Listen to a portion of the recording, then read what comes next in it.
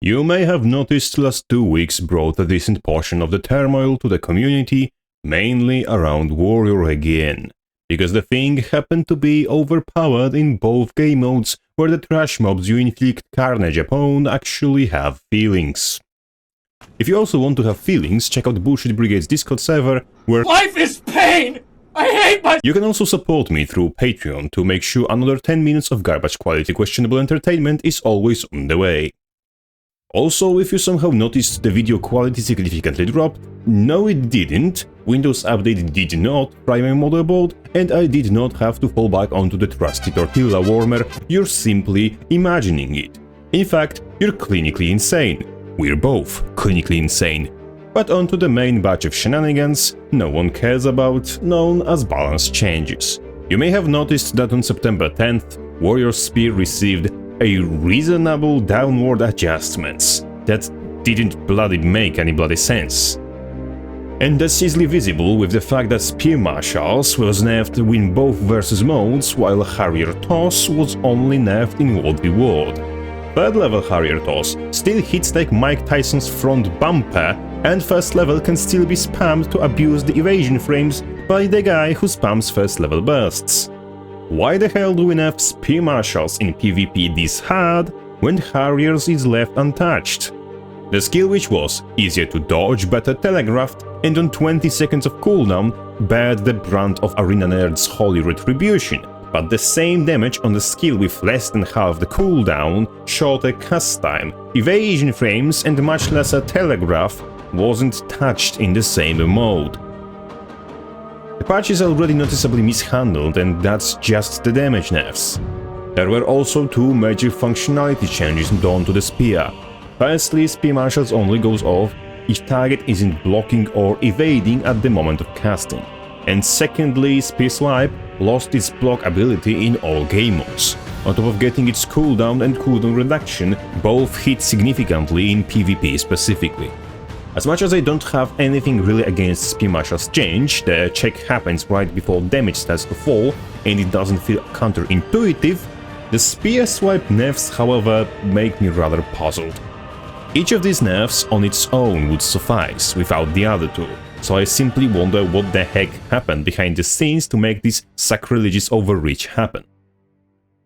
My guess is that Arena noticed that Tournament of Legends returns after many years just a week and a half after these nerfs were live, and just decided to lay whatever smackdown necessary to prevent tournament from getting completely Spellbreaker infested.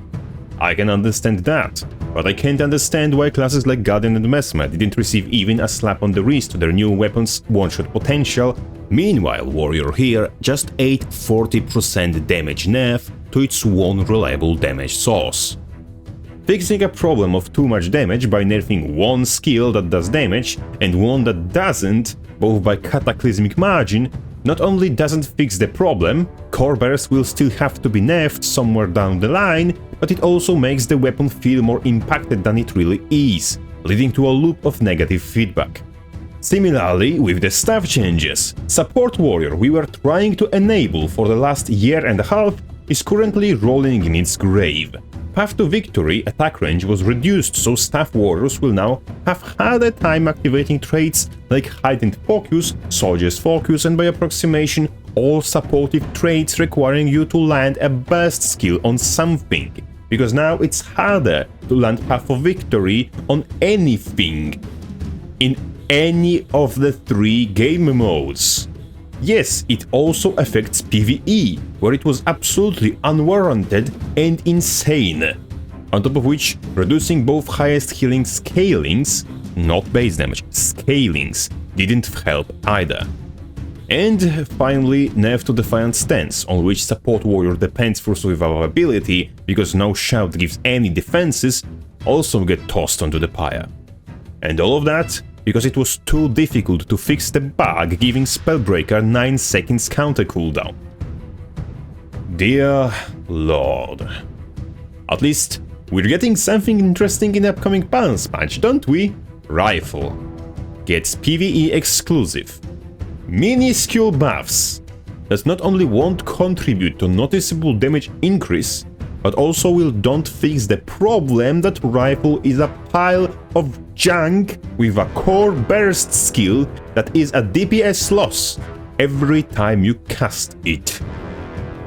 Tremor now resets the cooldown of Crushing Blow, so that we can all facepalm even harder when it misses the target for no particular reason like it usually does. Wastrel's Ruin now hits 2 targets, because making it hit 3 like Dagger Auto Chain is too much to ask for, and it applies its modified damage against Defiant foes no matter what, so it can continue being overperformed by Axe Offhand. Kick now does extra Defiant damage, so it can continue not being taken, because supports need their utility slots for boon upkeep, DPS for Signets, and Hammer Spellbreaker has more Defiance damage than full raid squad of Power Weavers. Signets at least receive changes that do not suck, with Doilak getting its toughness boost turned into percentage damage reduction, Wash It be only power damage, and Stamina getting shorter cooldown in PvE only. To the Limped now restores more endurance, so that Side-Note Spellbreaker running Relic of Rivers have something nice to abuse after Defiant stance got nerfed. Rampage now has 60 seconds of cooldown in PvE, in case someone wants to commit some alcoholic further maxing on a clueless AI, but I doubt we'll be able to turn maximizing Rampage uptime into truly viable strategy and not just another meme. And finally, a few changes I have somewhat hopes for. Burst Precision getting that extra ferocity is going to buy us maybe 7% more damage, but even that means a lot if you're running any semi-functional arms build, as a 7% might be a 1000 damage increase. This might not be enough on itself to bring Power Zaka to the state of real viability, but just like Restorative Strength change from June this year, it is an inch forward. An inch we can turn into a mile, because our enemy on the ranked ladder is mentally handicapped. Martial Cadence will now remove one extra condition, which is a bonus, but it not really makes up for all the healing stuff lost on the sacrificial altar of not nerfing Spellbreaker. And I can also see Spellbreaker taking this and running off with it like he does with almost everything that wasn't nerfed to the ground yet. Only time will tell. And to wrap it up, Hit the Soul will now grant Might in PvE, just like it already grants Might in PvP and World v World. Hopefully, that Might generation will also be increased, as I can see some funky Hit the Soul Might makes right Berserker builds sprouting if it does. Not mentioning obvious bonus to upkeeping Might, the only boon with upkeep of which Warrior never had problems in PvE. And finally, Spellbreaker's Sun and Moon style will now lifesteal off of all hits, not just criticals, when you get both daggers equipped.